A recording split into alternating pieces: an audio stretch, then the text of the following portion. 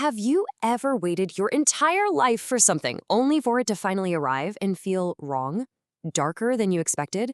Well, we're about to dive into a poem born from that exact feeling, a powerful piece about a broken promise called Freedom's Dawn.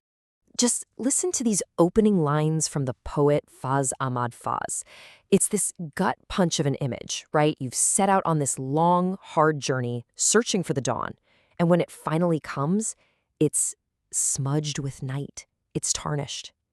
That's the feeling that kicks off this whole poem, a really deep and profound sense of disillusionment. So that begs the question, doesn't it? How could this long-awaited dawn of freedom be so dark? What happened in August of 1947 that made a celebrated poet describe it not as a brilliant sunrise, but as a night-smudged light? Well, to get to the bottom of that, we first need to understand the man who wrote these words. And that man was Faz Ahmad Fayez. Now, if you know anything about 20th century Urdu poetry, you know this name. The guy was a giant. But you have to understand, he was so much more than a poet. He was a revolutionary voice for an entire generation, and for many more to come. I mean, his life took place during some of the most turbulent times of the last century. Just look at this timeline. You can see right away his influence went way beyond literature. He was recognized by the Soviet Union, considered for a Nobel Prize, and honored as a national icon in his own country. This tells you something really important. His words carried serious political weight. To really get his perspective, you gotta see how his poetry evolved. See, he started out writing about more traditional things, themes of love and beauty. But for Faz, who was a leading figure in the progressive writers movement, art couldn't just exist in a vacuum. It had to engage with reality. So he took that personal agony of a lover and expanded it to include the suffering of all of humanity. He transformed his art into this incredibly potent tool for social justice. All right, to truly grasp this poem, we have to go back to the exact moment it was born, August 1947. This was the month of the partition of British India. It's when the independent nations of India and Pakistan were created. And it was this moment of just immense hope and at the same time, unimaginable horror. And this contrast just captures the whiplash of that time so perfectly. The dream was all about a final haven, reaching the shore. But the reality, it was a nightmare of violence, displacement, and just so much pain. Independence wasn't this clean, happy break. It was a really brutal and painful separation. Faiz himself summed up this contradiction with a truly haunting phrase.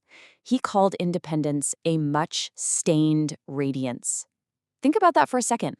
Radiance, this brilliant, beautiful light, but stained with the blood and tears of millions. It makes it so clear this was not the simple victory anybody had been fighting for. So with that context, let's go back to the poem itself and really dig in.